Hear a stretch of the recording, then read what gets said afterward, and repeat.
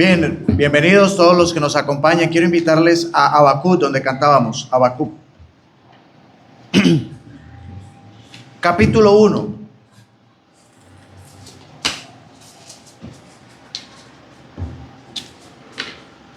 Para los que no saben dónde está, ubíquense en Mateo y unos capítulos, unos libros atrás, encuentras el libro de Habacuc. Y vamos a considerar esta porción, este libro, esta profecía de el profeta Habacuc con relación a lo que tal vez estamos experimentando en el día de hoy. Y quisiera que lo meditáramos desde la perspectiva de lo que Dios quiere de nosotros, de lo que realmente Él espera en nuestras vidas, de lo que realmente Él desea que hagamos. Y vamos a encontrar acá en esta porción, comenzando en el capítulo 1, algunas enseñanzas relacionadas cuando las cosas comienzan a temblar. Por ejemplo, hoy es día de elecciones. Y tal vez hay muchas personas que están preocupados. El país tiembla, muchos tiemblan, de un lado y del otro. Los que tienen cierto gusto hacia la izquierda, tiemblan. Los que tienen gusto hacia la derecha, tiemblan. No saben qué va a ocurrir. Al fin y al cabo es una democracia y no se sabe qué va a ocurrir. Pero ¿qué pasa cuando el país tiembla? ¿Qué debe hacer el creyente cuando el país tiembla? El Salmo 11 dice, si se movieren los fundamentos, ¿qué ha de hacer el justo? Es la pregunta que vamos a considerar en el libro de Habacuc. Y esperamos pues, yo sé que son muchos versículos, pero vamos a meditar en algunos. La primera parte, Habacuc, él da una queja a Dios. Él está quejándose ante Dios por la situación que está viendo. ¿Qué es lo que pasa? ¿Por qué vivimos así? No sé si usted se levantó pensando, bueno, ¿qué va a pasar? O sea, venimos de gobierno en gobierno, de situación tras situación, y podemos decir con Habacuc, ¿hasta cuándo? Leamos. Habacuc capítulo 1, y dice así, la profecía que vio el profeta Habacuc. ¿Hasta cuándo, oh Jehová? Clamaré y no oiré y no oirás. Daré voces a ti a causa de la violencia y no salvarás. ¿Por qué me haces ver iniquidad y haces que vea molestia? Destrucción, violencia están delante de mí. Pleito y contienda se levantan. Por lo cual la ley es debilitada y el juicio no sale según ve la verdad. Por cuanto el impío asedia al justo, por eso sale torcida la justicia. Esa era la queja del profeta Habacuc. Y muchos tal vez con el corazón preocupado estamos como Habacuc, preguntándonos, Dios, ¿hasta cuándo? Dios, ¿dónde estás tú mientras todo esto está ocurriendo? ¿No ves la violencia? ¿No ves la destrucción? ¿Quién no quisiera que las cosas mejoraran? ¿Quién no quisiera? Y sobre todo los que tenemos niños pequeños, uno piensa en el futuro de ellos y qué va a pasar con ellos y dónde vamos a parar. Y no se trata solamente de lo político. Se trata de la sociedad en general, del deterioro que hay, del pecado que hay, de la abundancia del mal. Y todo esto nos asedia. Todo esto nos preocupa hasta el punto como Habacuc llegamos a esta escena tan impresionante. Judá está pasando un momento de corrupción, está pasando un momento de violencia, como él lo describe aquí. Hay en medio de esta injusticia que se está viviendo, una preocupación en el pueblo de Dios, en aquellos que buscaban a Dios. Y hermanos, aunque aumente la violencia, aunque aumente la corrupción, aunque aumente la maldad, nosotros debemos dirigir la mirada a Él. Y debemos dirigir la mirada a Él porque cuando dirigimos la mirada a otro lugar podemos equivocarnos. Podemos recibir consejo equivocado. Y uno escucha a la gente hasta casi atea hablando, no, que es que la culpa es de Dios. Que es que Dios es el que permite que todas esas cosas estén pasando. Y hay algunos hasta justifican las situaciones y consideran que la violencia, un niño violado, una mujer asesinada, una persona secuestrada, Dios lo permite. Bueno, no hay nada que se mueva sobre esta tierra que no sea bajo el poder de Él. Pero la verdad es que todo lo que está ocurriendo, y es lo que vamos a ver luego, más adelante, no es porque Dios quiera. Todo esto ha sido consecuencia del pecado, pero ahí estamos en medio. Y esa era la escena principal. Entonces, él se queja delante de Dios. Él se queja en este momento y le dice: ¿hasta cuándo? ¿Por qué me haces ver iniquidad y molestia, destrucción? Noten todas esas palabras. Era tan terrible la situación que dice: por lo cual, con estos pleitos, con estas contiendas que se levantan, la ley es debilitada. Y usted mira la ley hoy día, mira la justicia y se preocupa, porque a lo bueno se le llama malo y a lo malo bueno. Condenan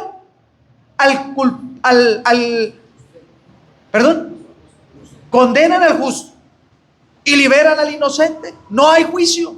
Y dice acá: por lo cual la ley es debilitada y el juicio no sale según la verdad.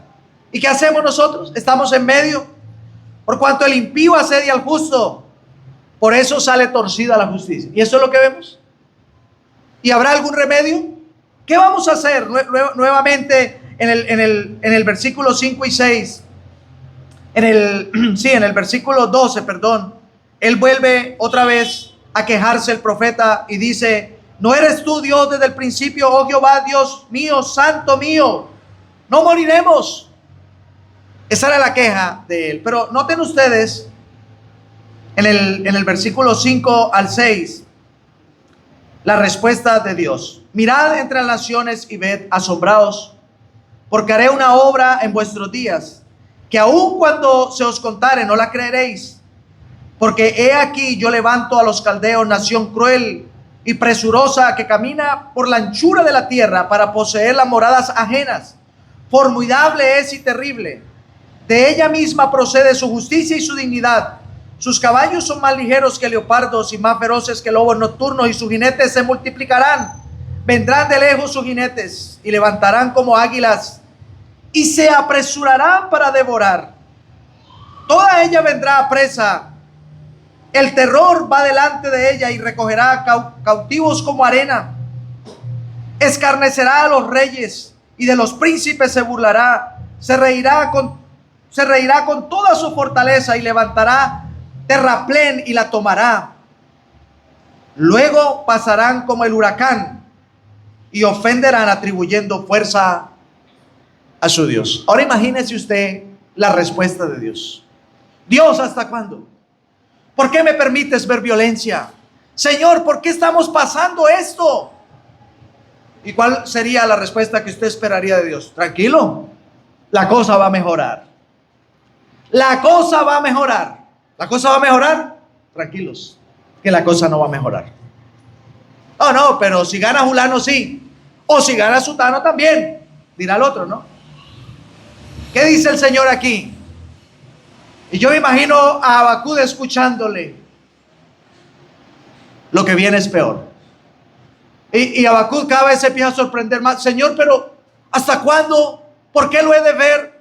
Y ahora se levantará una nación formidable, terrible, con caballos ligeros, con más feroces que lobos, que hará cautivos como arena, que se reirá y que se burlará y que ofenderá atribuyendo su fuerza a su Dios. Los caldeos, con su propia justicia y su propia dignidad, barrerán las naciones. ¿Cómo se sentiría usted si lo que Dios le dice: prepárese porque lo que puede venir es peor? Muchos se ponen la mano en el pecho y dicen: no, pero ¿cómo así? No puede ser. Pero sabe, ese es el evangelio que predicamos. El Señor Jesucristo dijo: en el mundo tendréis aflicción. Y la confianza, dice el Señor, que confiemos en Él que ha vencido al mundo.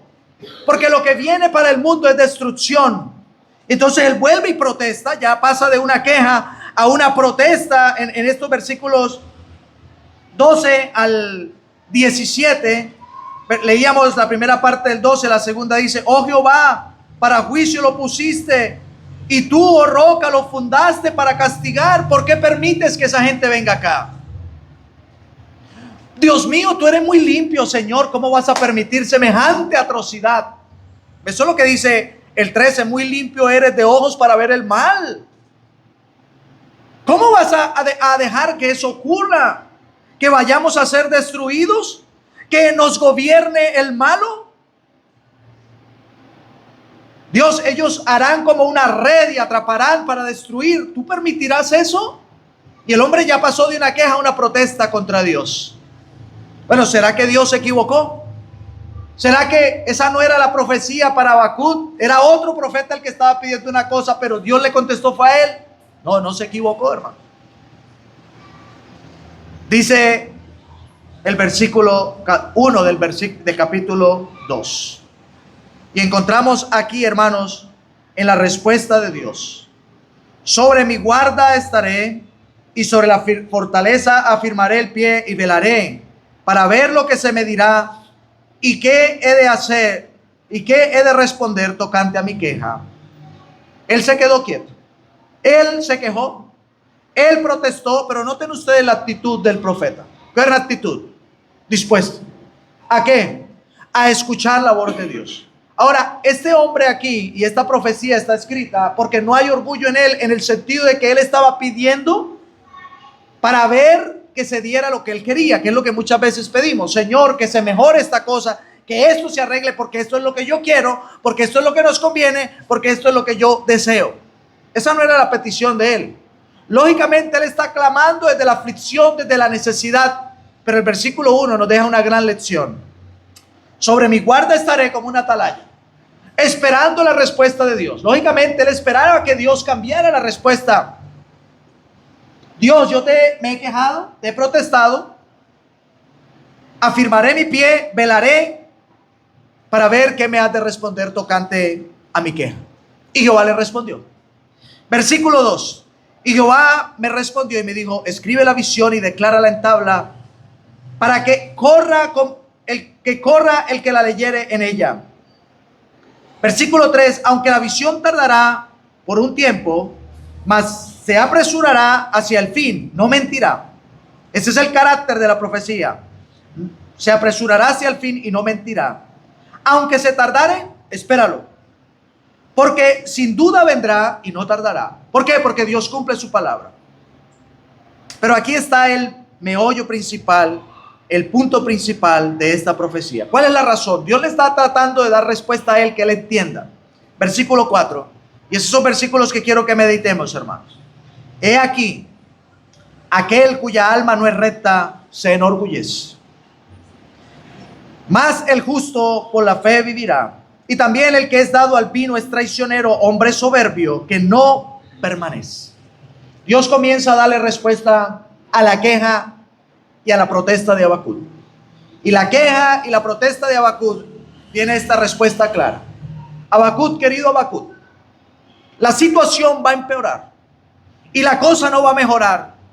Y de cierto los caldeos vendrán y destruirán, aunque tú no lo quieras, por una sencilla razón.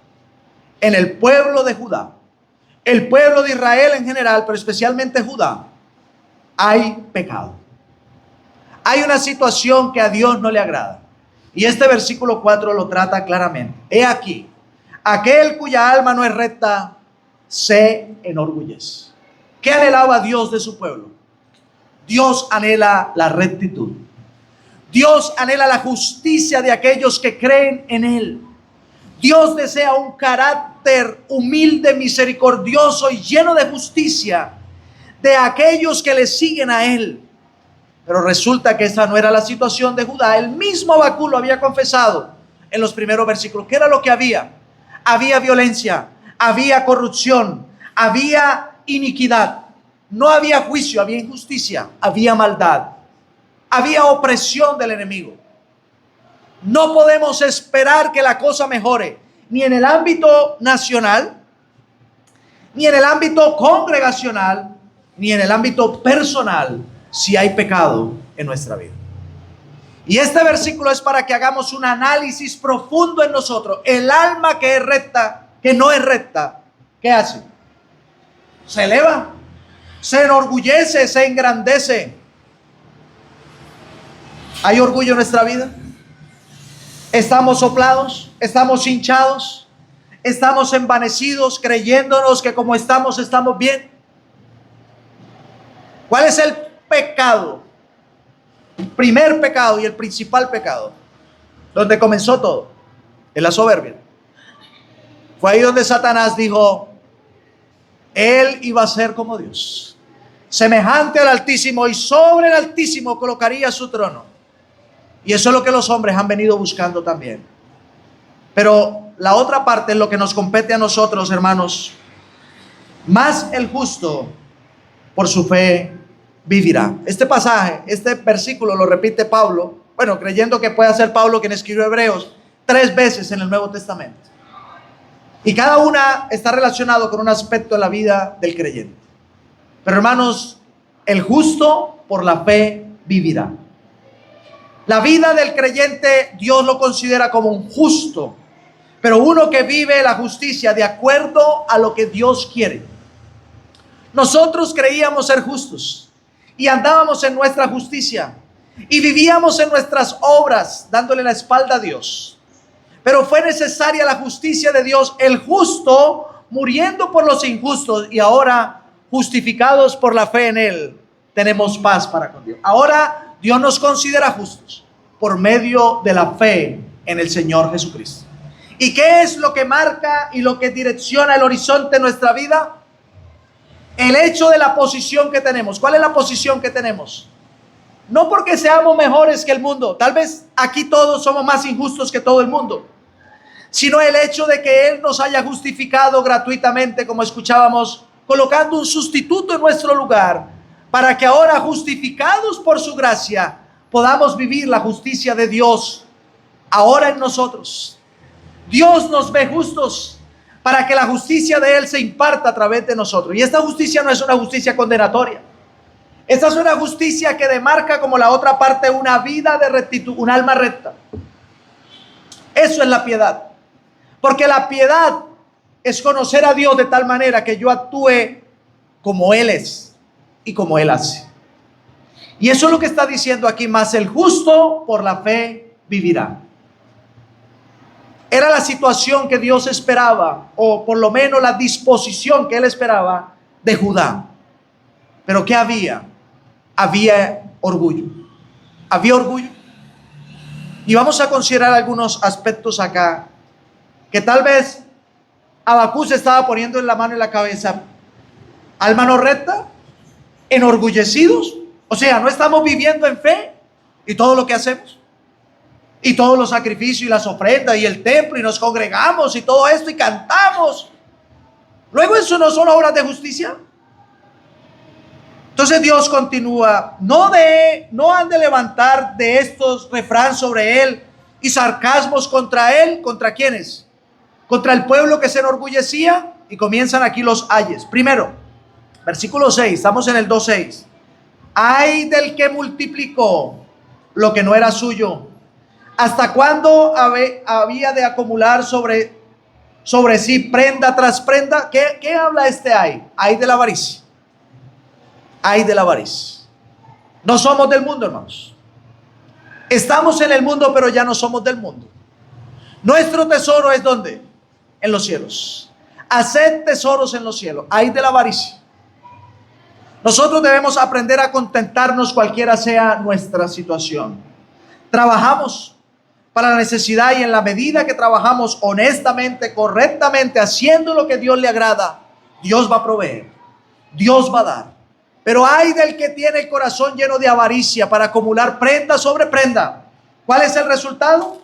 Note lo que dice el versículo 8: por cuanto tú has despojado a muchas naciones, todos los otros pueblos te despojarán. Ese es el final de la avaricia. Acumulamos para este mundo, pero todo lo que se acumula en este mundo aquí quedará. Nuestro corazón y nuestro tesoro debe estar en el cielo. Hacer tesoros en el cielo, donde ni el ladrón, ni la polilla, ni el orín corrompen. Nada se destruye, porque el reino que nosotros hemos recibido es un reino ¿qué? Celestial. Por eso el apóstol Pablo escribe a los Colosenses en el capítulo 3: si ustedes han muerto, han resucitado con Cristo, poned la mira ¿dónde? En las cosas de arriba. Nuestra vida está escondida ¿en quién? En Cristo. La vida del hombre no consiste en la abundancia de los bienes que posee. Todo lo que hay aquí será deshecho. Ustedes, ay de la avaricia. Segundo, versículo 9. Ay del que codicia injustamente ganancia para su casa, para poner en alto su nido.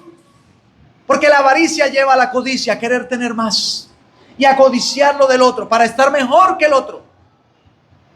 ¿Es acaso eso el llamado de Dios? Me llama la atención cuando comienza la iglesia. Dice que tenían en común todas las cosas y procuraban el bien de todos, aún el favor con el pueblo, de tal manera que no les faltaba nada. Y el pueblo crecía espiritualmente, pero también se añadían cada día los que habían de ser salvos.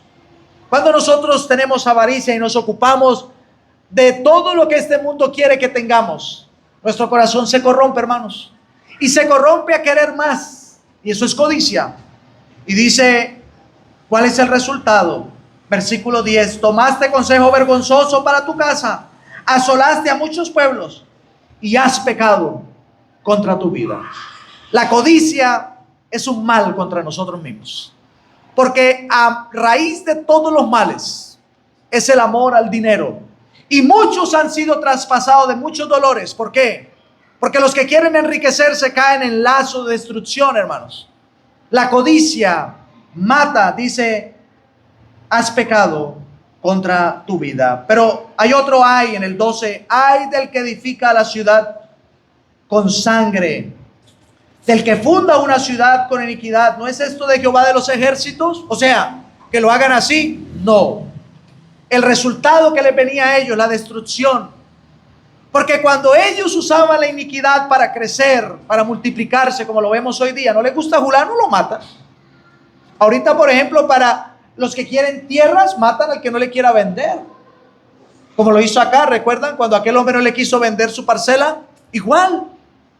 Pero pensaba en el Salmo 127, si Jehová no edifica la casa, en vano trabajan los que la edifican. Pero miren cuál es el resultado, versículo 13.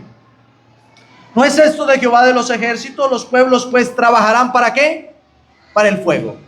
Porque si Jehová no edifica la casa, en vano trabajan los que la edifican. Todo el pecado de Judá era terrenal.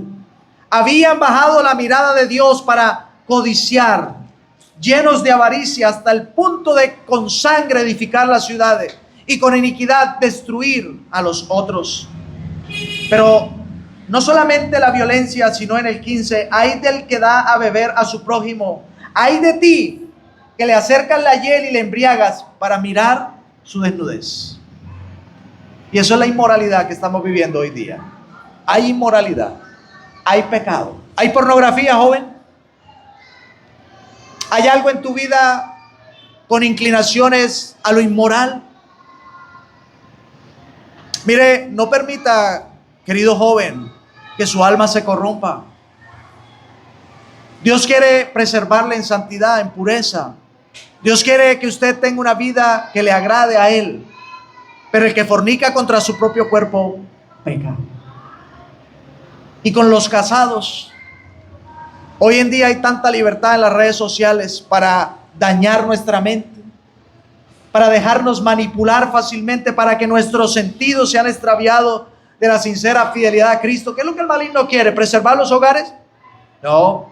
Él quiere destruir la vida de los hogares. Él quiere destruir la familia. Él quiere destruir el matrimonio. Ay de ti que acercas en la hiel algo embriagante. ¿Para qué? Para ver la desnudez. Versículo 17. Porque la rapiña del Líbano caerá sobre ti y la destrucción de las fieras te quebrará. No os engañéis. Dios no puede ser burlado.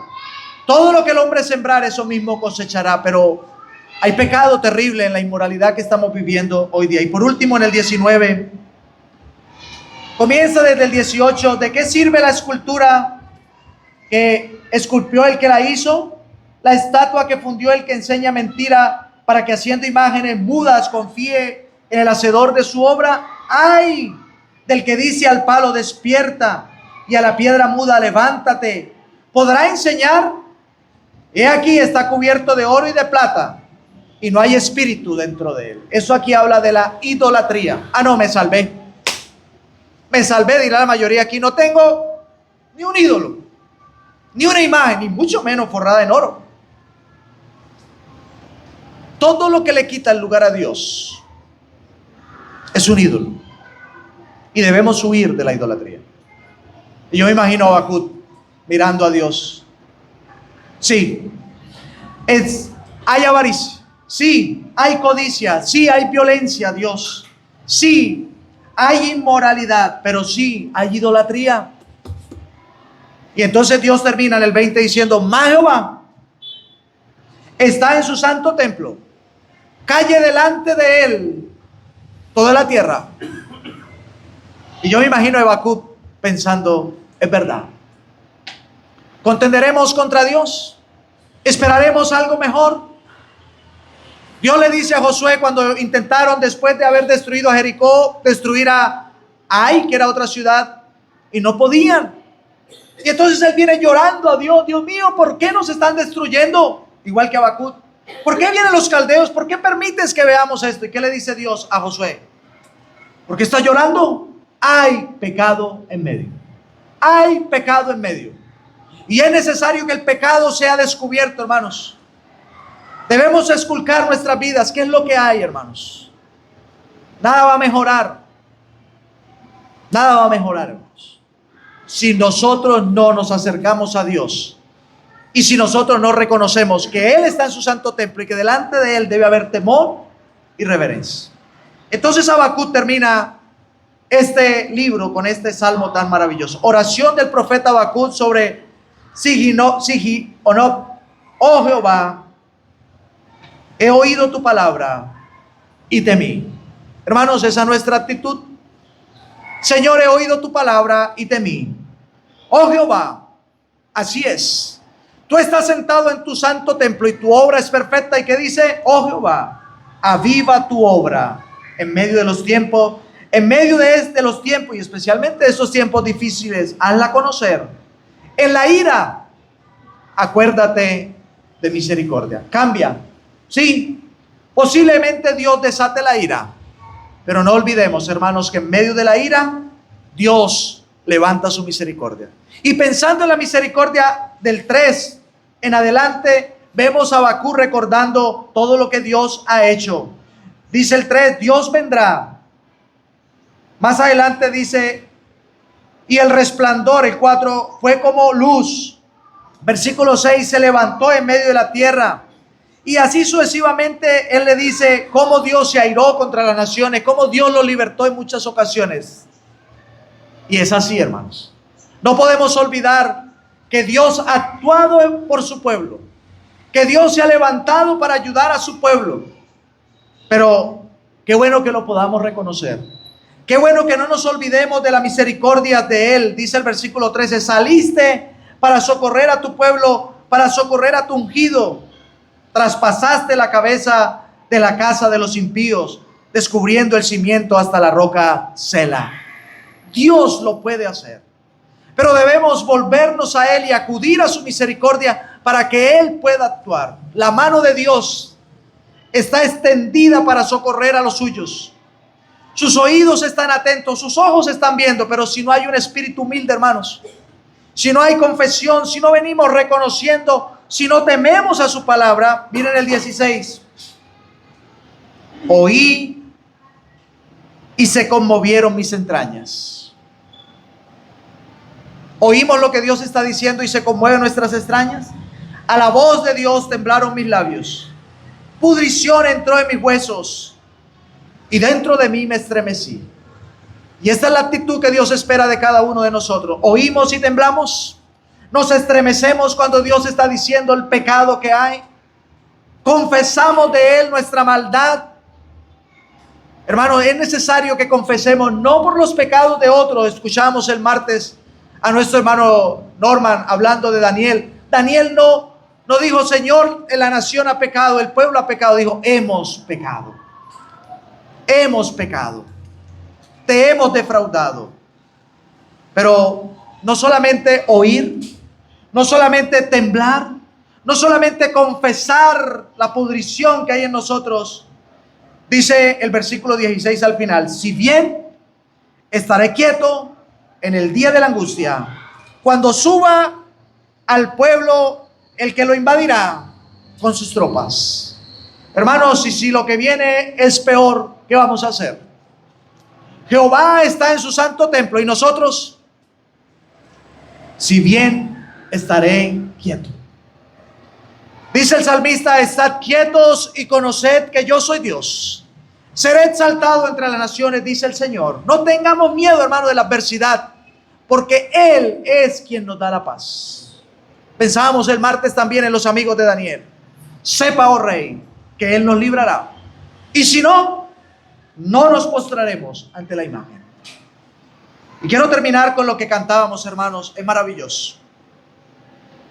Aun cuando la higuera no florezca, hermanos, puede que no haya sustento, puede que se acabe el trabajo, puede que se cierre la empresa, aunque falte el producto del olivo y los labrados no den mantenimiento, o las ovejas sean quitadas.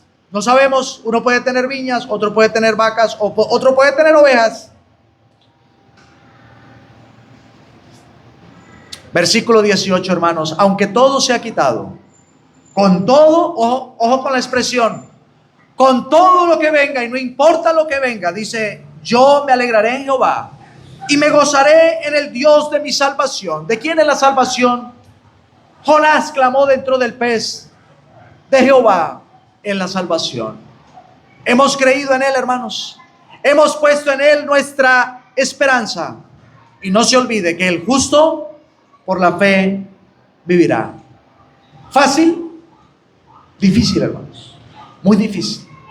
Y el Señor nos ayuda, hermanos, porque el propósito de Dios con su pueblo es que nos alegremos en medio de la adversidad, para que le demostremos al mundo en quién hemos creído. Usted puede decir hoy, como el apóstol Pablo: yo sé a quién he creído. Usted lo puede decir. ¿En dónde está tu esperanza, querido hermano? Dice el escritor de Hebreos: un poquito, y el que ha de venir vendrá, y no tardará. Mas el justo por la fe vivirá. Y hermanos, la fe nos lleva a un gozo. Nos gozamos en Él, dice Pedro, con gozo inefable y glorioso, esperando el fin de nuestra salvación, el fin de nuestra fe, que es la salvación de nuestras almas. Con todo yo me alegraré en Jehová y me gozaré en el Dios de mi salvación.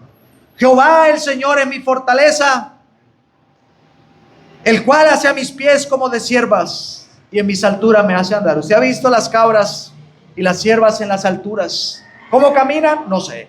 ¿Cómo se sostienen? No sé. Pero es impresionante la seguridad y la estabilidad.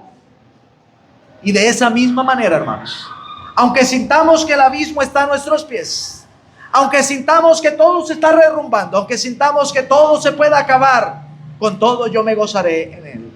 Él es nuestra fortaleza. Él, hermanos, es quien nos sostiene y el que nos va a llevar aún más allá de la muerte. ¿Lo creemos?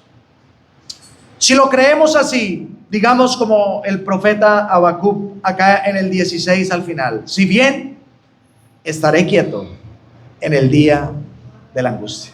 Que el Señor nos ayude, hermanos, para estar quietos, pero quietos es quietos, tranquilos, quietos es quietos. Ayer escuchaba a un hermano una enseñanza y él dice: por nada estéis afanosos, ¿no? Sean conocidas vuestras peticiones delante de Él. Estar quietos. El problema es que a veces le oramos a Dios, pero comenzamos a movernos por otro lado. Y lógicamente hay situaciones como en el trabajo. Usted no tiene trabajo, usted le ora a Dios, pero se mueve. Pasa la hoja de vida acá, pasa la hoja de vida allá. En esas situaciones, muevas. Pero en situaciones en las que no podemos hacer nada, ¿qué? Hay que estar quietos. La fe, hermanos, comienza, cuando se acaban las posibilidades humanas. Cuando usted ya no tiene nada para hacer, tranquilo, ahí se demuestra la fe en quien hemos creído. Estad quietos, que Él sea nuestra fortaleza y nuestra ayuda en medio de las situaciones. Vamos a orar. Padre, hemos solamente mirado por encima esta palabra que le diste a Habacuc. Qué duro, Padre, que en medio de la aflicción, de la queja y de la protesta, tú nos tengas que mostrar que hay pecado. Tal vez nuestra alma se ha enorgullecido porque no es recta, Padre. y venimos ante ti, Padre, en arrepentimiento. Confesamos, Padre, cuánto te hemos deshonrado, cuánto hemos flaqueado en nuestra fe, cuánto nos hemos debilitado. El mundo lo ve. El mundo sabe en quién hemos creído, pero muchas veces ellos nos cuestionan. Y hoy, Padre, queremos venir ante ti en arrepentimiento. Clamamos por nuestra nación, Padre, y clamamos para que tengan misericordia. No por la mejoría del gobierno, no por lo que pueda ocurrir políticamente. Realmente no nos preocupa eso. Nos preocupa, Padre, que nosotros no estemos viviendo correctamente. ¿Cuánta misericordia has tenido, Padre? Tenemos libertad de culto. Tenemos toda la libertad para sentarnos en un lugar como este, a puertas abiertas, en alta voz, y predicar tu palabra. Pero clamamos, Padre, que nuestra vida no esté en avaricia, ni en codicia, ni en inmoralidad, ni en violencia. Líbranos, Padre, de la idolatría.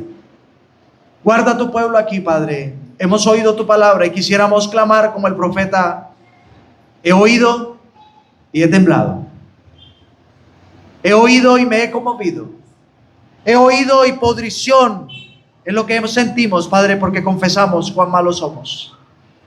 Clamamos por esta sociedad perdida, Padre. Aún si hay alguien aquí que no te conoce, pedimos misericordia, Padre. Guíanos, guarda tu iglesia. Ponemos delante de ti los planes de los hermanos. Algunos ya viajaron. Recordamos a Adrián, que ya viajó. Guárdale, ayúdale. Otros viajarán durante la semana. Oramos por la conferencia de ancianos este fin de semana en Tunja.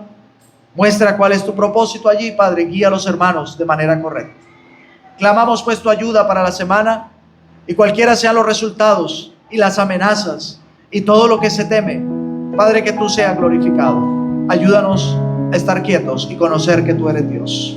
Guárdanos al salir, Padre, te lo rogamos en el nombre de Señor Jesucristo. Amén.